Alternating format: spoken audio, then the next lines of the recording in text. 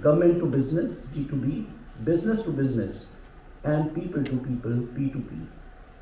At G2G level, there are various intergovernmental issues which can be addressed, like visa, improved connectivity, and peace. It would also be a good idea if India enters into fresh bilateral MOUs on tourism with G20 countries, as India has already done in the past with a large number of countries. The joint working groups on tourism constituted as part of MOUs have also been a big success in the past, and it will be a good idea to constitute the joint working groups in the post-summit era with G20 countries. As for government to business, I suggest that there can also be an interaction between our government and the potential industry leaders and investors from G20 countries for possible investments. Friends, the importance of B2B between India and G20 nations also cannot be ignored. I remember that when I was Secretary Tourism Government of India, we went to Sri Lanka in 2016 for a joint working group, and both countries decided to bring tourism and aviation industry leaders on the discussion table at the meeting. I recommend that in addition to such initiative of governments to facilitate B2B interaction, industry chambers like CII, like FICCI, PhD CCI and ASSOCHAM must also initiate B2B meetings on tourism with G20 nations. Similarly, FAITH, the apex body of tourism associations, can also be instrumental to organize such business-to-business meetings.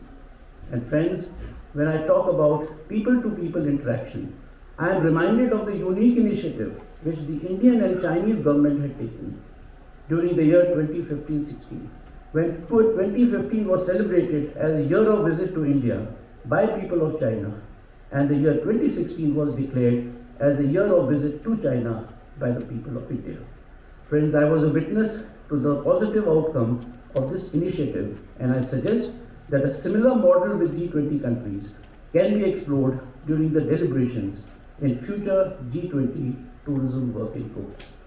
Ladies and gentlemen, I would also like to suggest some specific measures which may be considered by Ministry of Tourism. Firstly, Ministry could explore the possibility of launching an overseas Incredible India campaign for G20 countries. Secondly, during India's participation in various tourism events abroad, Ministry of Tourism and state tourism boards could also hold parallel investors meeting involving G20 nations. Thirdly, in order to ensure effective follow-up for tourism investments, Ministry could also think of creating a G20 desk for facilitating and handholding the potential investors of G20 countries in India. And lastly, I urge the government that they should launch the new national tourism policy as early as possible, and preferably before the heads of state G20 summit in September 23. Ladies and gentlemen, this would not only facilitate tourism investments in India, it would also place before these nations India's commitment towards green tourism, and India will establish itself as a leading nation in the field of green, sustainable, and inclusive tourism. Friends, while deciding the topic of today's seminar, we were also aware of the fact that Ministry of Tourism is planning another mega global investor summit sometime in the month of May. I am therefore sure that the deliberations during the seminar today on the issue of showcasing India as a preferred investment nation will certainly help in the forthcoming Global Investors Summit organized by the Ministry. I remember that when we organized a similar Global Investors Summit in 2016, it met with a huge success. In this context, I would also like to add that since 2016, government has brought many initiatives like 100% FDI in tourism, extension of viability gap funding, new civil aviation policy 2016, asset monetization initiative, PM Gati Shakti Yojana, and promotion of public-private participation in various tourism-related sectors. These initiatives, ladies and gentlemen, have created more conducive and more enabling environment for investments in India.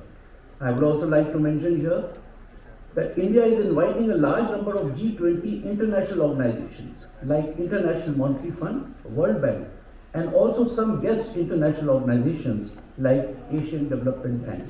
The participation of these world bodies can also be leveraged for investments to develop tourism-related infrastructure. These organizations, ladies and gentlemen, have been investing in the past in various tourism projects in India.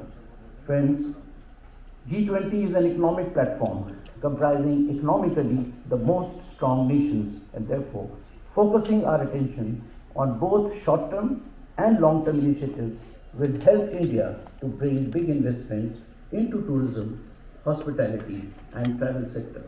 Ladies and gentlemen, I stop here, but before concluding, I once again greet all the dignitaries and guests attending today's seminar, and I am thankful to this august audience for giving me a patient hearing.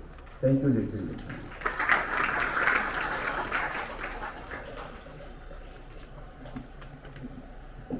Thank you very much indeed, sir. Ladies and gentlemen, eminent guest, Mrs. Jyoti Mehra is President of the prestigious Travel Agents Association of India with over 2,700 members, Vice Chairperson FATE, Chairperson THSC under the aegis of Ministry of Skill Development and Entrepreneurship, Member of Board of ICC National Committee Aviation Tourism